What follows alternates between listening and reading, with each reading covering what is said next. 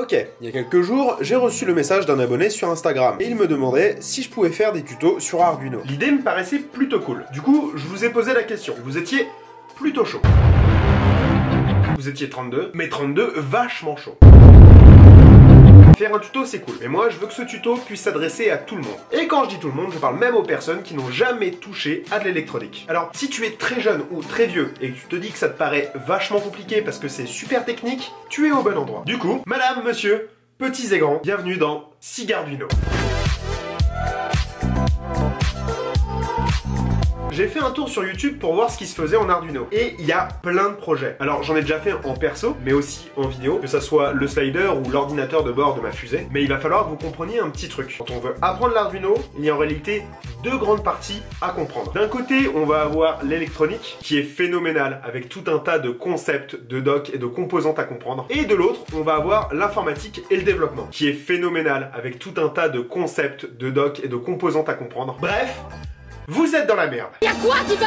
Ce qui va, c'est que je suis là. Du coup, j'ai séparé ce tuto en plusieurs parties. On va avoir des parties électroniques, des parties informatiques et des parties qui mêlent les deux. Le but étant que vous ayez des bases saines dans les deux domaines et que vous soyez capable de faire vos propres recherches pour trouver vos propres solutions. Pour commencer, je vais vous faire une partie développement parce que c'est mon métier et que c'est là que je suis le plus à l'aise. C'est parti pour vous apprendre à développer. On va passer une bonne journée! Si je réagis comme ça, c'est pas tant parce que c'est difficile de développer. Non, c'est plutôt simple. C'est juste que ça demande beaucoup de patience au début. Vous allez un peu en chier, mais ça va aller. Alors, comment qu'on dev? On va commencer par les bases, l'algorithmique. Derrière ce mot se cachent les principes de base du développement informatique. C'est un peu une façon d'imaginer son code avant de s'y mettre. En premier temps, il faut qu'on puisse stocker des informations, que ça soit des chiffres, des mots ou des résultats de calcul par exemple. Et on appelle ça une variable. En gros, on peut imaginer ça un peu comme une boîte dans laquelle on peut mettre n'importe quoi et qui sera stocké dans la mémoire de la machine. Dans un deuxième temps, il va falloir qu'on puisse faire des choix entre deux possibilités. On appelle ça une condition. Ensuite, il nous faudra pouvoir répéter des actions indéfiniment. Et ça, on appelle ça une boucle. Et c'est tout. Une fois que vous avez appris ça, vous pouvez le mettre entre un début et une fin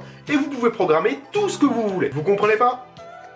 On va faire un exemple. Faut savoir que j'adore le café et on va expliquer comme ça. J'ai une tasse de café et ça va être notre variable. Tant que ma tasse est vide, je vais la remplir de café. Donc en fait, ça c'est une boucle. Tant que ma tasse est vide, je fais l'action de la remplir avec du café. Une fois que ma tasse sera pleine, la boucle va s'arrêter toute seule parce qu'elle n'est plus vraie. En gros, la tasse est pleine, elle n'est plus vide. Non, sans déconner. Ensuite, on peut faire une nouvelle boucle. Tant que ma tasse est pleine, je la bois. Au moment où ma tasse sera vide, la boucle va s'arrêter et on va passer à la chose d'après. Par exemple, vous pourrez rajouter une condition. Si j'ai encore soif, je me resserre un café. Alors, si vous crachez un peu de sang, c'est normal. Mais là, vous avez appris un truc vachement important. Et ouais, vous avez appris à découper des moments de vie en algorithme. On va passer à la technique maintenant et faire du vrai code. Attention, partie longue et chiante en approche. Synchro? Ok. Alors tout à l'heure on a commencé par définir ce que c'était qu'une variable, donc on va commencer par écrire une variable. Bon, il y a plusieurs choses à savoir sur l'écriture de variables. On a vu tout à l'heure qu'il y avait différents styles d'informations à stocker, ça peut être des lettres, des chiffres ou des résultats de calcul, et donc du coup il y a différents styles de variables. Nous on va commencer par faire du simple, on va stocker des chiffres, et pour stocker des chiffres, il y a un type de variable qui est parfait, c'est le int. Alors, vous en faites pas, je vais définir ce que c'est qu'un int, mais d'abord je vais écrire correctement la variable et ensuite je vais vous expliquer tout ça. Donc on a tapé le type de la variable. Après avoir tapé le type de la variable, faut lui donner un nom. Moi je vais l'appeler var1. Quand vous écrivez vos noms de variables, faites pas de conneries. C'est-à-dire que déjà, faut qu'il y ait un minimum de 3 caractères. C'est pas une obligation, mais c'est mieux comme ça. Ensuite, jamais de chiffre au début et ne mettez jamais de caractères spéciaux dedans. Alors quand je parle de caractères spéciaux, ça peut être une étoile, genre un slash, un point d'exclamation. Tout ça, c'est des caractères à éviter dans les noms de variables parce que il y a potentiellement des chances pour que le compileur derrière qui s'occupe de transformer le texte en code compréhensible par la machine ne le comprenne pas et donc du coup fasse tout planter. Et du coup, vous vous retrouvez avec des noms de variables complètement pétés qu'il faut refaire. Donc var1, c'est très bien et en plus c'est compréhensible. Ensuite, on va lui donner une valeur à cette variable. Alors pour ça, c'est super simple. Il suffit de taper égal et ensuite la valeur que vous voulez. Nous, ça va être 1. Et ensuite, on tape le putain de point virgule. Coucou, en fait, là je suis en plein montage et je me suis rendu compte que j'avais complètement oublié de vous dire pourquoi je dis putain de point virgule. En fait, il faut savoir une chose, c'est qu'en développement, à chaque fois qu'on écrit quelque chose, on appelle ça une instruction. Par exemple, créer une variable, c'est une instruction. Et pour que la machine comprenne qu'on a fini l'instruction, et bah on tape un point virgule. Voilà. Et le souci, c'est que souvent on l'oublie, ça génère des bugs et donc du coup on rage. Voilà, du coup vous savez pourquoi on dit putain de point virgule. Bisous. Donc là, on a set une variable et elle est parfaite. Elle répond à plusieurs critères et surtout, elle est compréhensible. Je vous ai dit que j'allais définir ce que c'était qu'un int. Alors, à chaque fois que j'utiliserai un nouveau type de variable, je vous le définirai en même temps. Alors, le int, ça vient de l'anglais integer, qui veut dire entier. J'ai un accent déplorable, mais c'est pas grave. Un entier, c'est un chiffre qui n'a pas de virgule. Donc, si on avait essayé de taper, par exemple, 14,2, ça aurait pas marché. Enfin, si, ça aurait marché, mais il n'aurait stocké que 14 dans la variable. Ça aurait été embêtant. Ensuite, il faut savoir quelques petits trucs sur le int. Par exemple, il est borné. Ça signifie qu'il a une limite en minimum et en maximum. Donc ici, les limites, c'est à peu près moins 32 000 à plus 32 000. Alors, faut savoir que c'est pas exactement 32 000, c'est 32 700 et des brouettes. C'est juste que j'ai pas le chiffre en tête et j'ai la flemme d'aller le chercher. Néanmoins, je vous mettrai en description des sources pour savoir quel est le min et le max d'un int et vous pourrez voir en même temps quelques autres types de variables. Une fois qu'on a créé la variable, on n'a plus besoin d'écrire int devant pour l'appeler. Pour l'appeler, il suffit juste d'écrire var1. Et là, on est en train d'appeler la variable. Quand on appelle la variable, on appelle sa valeur. C'est-à-dire que, imaginons si dans un calcul, je fais var1 plus 1. Donc ici, il faut imaginer qu'il remplace le var1 par un vrai chiffre 1. J'espère que c'est clair. Donc du coup, on pourrait écrire par exemple un calcul du style var1 est égal à 1 plus 1. Donc si on se mettait à la ligne suivante, ça signifierait que var1 vaut 2. C'est logique, var1 prend la valeur de 1 plus 1 qui est égal à 2. Donc on a stocké le résultat d'un calcul. On peut faire des choses un peu plus poussées et écrire par exemple var1 est égal à var1 plus 1. Alors là, je sais, ça commence à devenir un peu bizarre, mais c'est parfaitement écrit. Donc ça veut dire que var1 sera égal à elle-même plus 1. Faut vraiment que vous vous imaginez que ça va rentrer là-dedans. Ah ouais, vas-y, rentre dedans.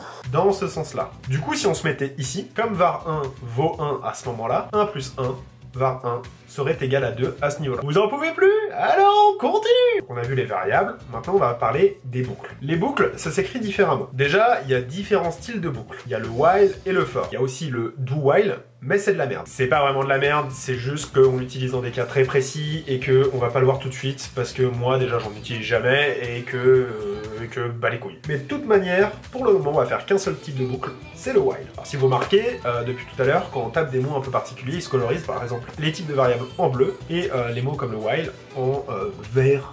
À peu près vert, ouais, un truc comme ça, un truc un peu vert. Bref. Ensuite, il faut qu'on mette une sorte de condition, un truc qui va tester. Et ça va être entre des parenthèses. Et si ce qu'il y a entre les parenthèses est vrai, il fera ce qu'il y a entre les crochets. En même temps, je vous l'écris proprement, donc essayez quand vous faites votre code d'écrire de la même façon que moi, comme ça vous aurez un code propre. Et c'est important. Donc par exemple, while var1 est plus petit que 4, et ben on va faire var1 est égal à var1 plus 1. C'est parti pour des explications. Tant que var1 est plus petit que 4, on va faire var1 est égal à lui-même plus 1. Donc au premier tour de boucle, ce qui va se passer, var1 va être plus petit que 4, il sera égal à 1 à ce moment-là. Ensuite ici, on va faire var1 est égal à var1 plus 1, donc à la fin du premier cycle, var1 sera égal à 2. Au deuxième cycle, elle sera égale à 3. Au troisième cycle, elle sera égale à 4. Et à la fin du troisième cycle, comme 4 n'est pas plus petit que 4, il va passer à l'instruction suivante. Je sais, ça commence à devenir compliqué, mais on a bientôt fini, je vous le promets. Alors, la condition, c'est encore plus simple qu'une boucle. Une condition, c'est un si. Un si, ça se nomme un if. Donc il s'est colorisé de la même manière que le while. Donc if, ce qu'il y a entre les parenthèses est vrai, on va faire ce qu'il y a entre les crochets. Vous remarquez que ça s'écrit de la même manière qu'un while. Alors par exemple, if var 1 est égal à 4, quand on teste quelque chose pour savoir si c'est vrai ou non, on met pas un simple égal, on met un double égal. En fait, le simple égal, ça signifie je prends la valeur. Le double égal, ça veut dire je teste si c'est égal. Vous allez me dire, ouais, mais ici, on n'a pas mis 2 plus petits que.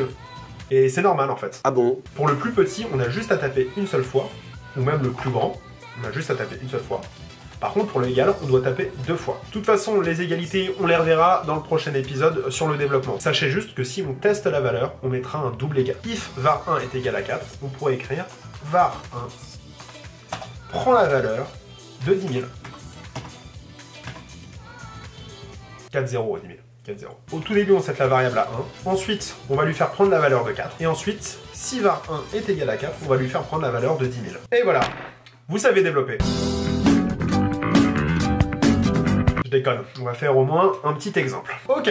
Alors, on va commencer à programmer sur l'Arduino. Pour tester du code sur Arduino, pas la peine de faire des branchements, en fait, il y a une petite LED qu'on peut allumer et éteindre. Et justement, le code que je viens d'écrire tourne autour de cette LED. Sachez 2 choses. Déjà, dans le code que je viens d'écrire, il y a 2 trucs que vous pouvez pas comprendre. Le premier, c'est ce bloc de lignes là. Mais pas d'inquiétude, j'ai mis à côté des petits commentaires pour vous dire à quoi servent ces lignes. Et deuxième chose, il y a le Void Setup ici, que vous voyez s'ouvrir ici et qui se ferme ici.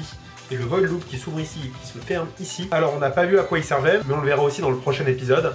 Néanmoins pour le moment, n'y prêtez pas attention, sachez juste que c'est grâce à ça que l'Arduino va comprendre qu'il faut exécuter le code. Voilà, vous pouvez mettre pause à partir de maintenant, retournez plus tôt dans l'épisode pour que je vous réexplique des trucs. Vous pouvez aussi écrire en commentaire ce que vous avez compris de ce code avant de refaire play, parce que mon algorithme YouTube en a grandement besoin.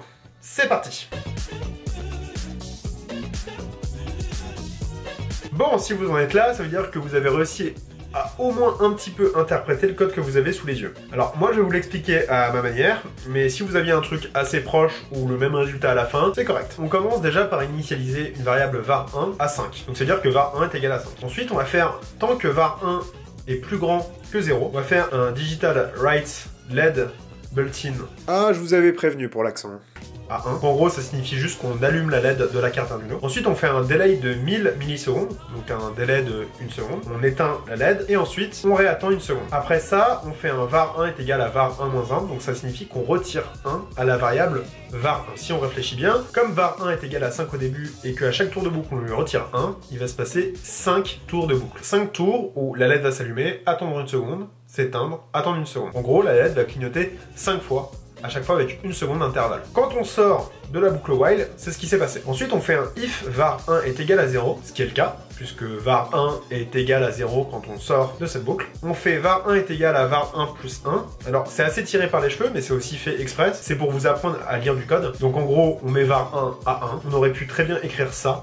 Ça aurait été beaucoup plus malin. Et ensuite, on fait une ligne qui est assez particulière, parce que là, il fallait à la fois mêler ce qu'on a pris ensemble et aussi ce que vous pouviez voir là. On met digital write LED built-in et ensuite on met var1. Alors, c'est un peu particulier, mais ici on a vu qu'avec un 1 ou un 0, en fait, on allumait ou on éteignait la LED. Bah ici, comme var1 est égal à 1, on peut très bien l'utiliser pour allumer la LED. Ça sert à rien, et je vous déconseille très clairement de faire ça pour allumer une LED, parce que c'est la meilleure des idées pour se gourer. Imaginez ici on s'est gouré, on n'a pas mis plus 1 mais plus 2. Ici var1 va être égal à 2, et là l'ordinateur va bugger, c'est-à-dire qu'il va pas reconnaître cet état-là. Mais au moins, ça vous a permis de visualiser, non pas la variable, mais le chiffre qui est dans la variable. Et ça, c'est très important en développement. Encore une fois, c'était un peu un piège, donc si vous êtes foiré là, c'est pas très grave. En gros, ce qu'il fallait savoir, c'est qu'à la fin, une fois que la LED est clignotée 5 fois, elle est éteinte. Et bah là, justement, grâce à cette condition, en fait, on va la laisser allumer. C'est ça notre programme. Donc on peut tester ça sur Arduino. Donc j'ai branché la carte Arduino tout à l'heure. On va cliquer sur téléverser. Alors il va compiler le code une première fois, ça on peut le lire ici. Et ensuite, il va le téléverser. Voilà, là, il y a un problème de carte Arduino parce que j'ai oublié de brancher la carte, bien évidemment. Ah là, c'est bon, elle est rangée correctement. Elle est ici. Et donc du coup, on va téléverser le code. Hop. Et là, on peut voir la LED qui clignote. Et à la fin, elle va rester allumée normalement. Voilà, nickel. Ça a marché. Alors, chose toute conne, mais si vous voulez relancer le programme sur votre carte, il n'y a pas besoin de le retéléverser. Il y a un petit bouton rouge ici, c'est un reset. Donc en gros, c'est comme si la carte allait reprendre à 0 son travail. Donc si je clique dessus, hop, voilà, on peut voir que la LED se remet à clignoter. Ça marche nickel. Alors, vous pouvez avoir quelques bugs quand vous branchez pour la première fois votre carte Arduino à votre ordi. Déjà, vérifiez plusieurs trucs. Oh, putain, ça se casse la gueule. Voilà. Donc vérifiez plusieurs trucs dans Arduino. Déjà, alors c'est dans outils, il me semble. Ouais, voilà. Le port qui est ici. Donc en gros, c'est le port USB sur lequel vous êtes connecté. Souvent, il y en a deux. Après, si vous avez un PC avec plusieurs ports, ils peuvent tous s'afficher. Il faut juste que vous détectiez le bon. Donc si, imaginons, ça bug, que vous avez des bugs de téléversement, testez tous les ports un à un. C'est la meilleure des idées que vous pouvez avoir. Il y a aussi le type de carte qui peut jouer. Donc faites bien gaffe. Alors si vous êtes sur une Arduino Uno comme là, donc les grosses cartes Arduino, faites bien gaffe à ce que vous ayez sélectionné Arduino Genie Uno. Ça peut être aussi une Arduino Nano. Moi, j'en ai plein. Souvent, j'ai ce bug là parce que j'oublie de passer de Arduino Uno à Arduino Nano. Et il peut aussi y avoir, alors que je le cherche, on trouve pas. Ah, c'est peut-être avec les nanos. Ah oui, bah oui, voilà. C'est un autre problème, mais c'est avec les Arduino Nano. En fait, il y a deux types de boot. Il y a le ATmega 328P et le ATmega 328P Old Bootloader. Donc ça peut arriver que si vous êtes sur une nano, vous vous trompez de bootloader. Moi, de temps en temps, il faut que je teste les deux. Je crois que ça dépend juste de la puce qu'il y a sur la carte, mais je suis pas sûr, donc j'ai pas envie de vous dire de conneries. Dans le doute, testez les deux. Avec les Arduino Uno, Y a pas ce problème là. Voilà, cet épisode est fini et il aura été super dense. J'espère que vous aurez réussi à suivre. En description, je vous mets le lien vers le tuto Arduino de Open Classroom qui est très bien aussi. Donc si vous préférez les tutos manuscrits, n'hésitez pas, ou même si vous avez la flemme d'attendre le prochain épisode, bande d'escrocs. Je vous rappelle que ce tuto est destiné aux tout débutants. C'est normal qu'on voit les bases au début du coup. Ça va se complexifier mais il faut juste laisser le temps. N'hésitez pas à mettre vos questions dans les commentaires. Elles pourront être sélectionnées et j'y répondrai peut-être dans le prochain épisode. C'était Professeur Sig, et je vous dis à plus pour la suite de ce tuto. C'était éreintant.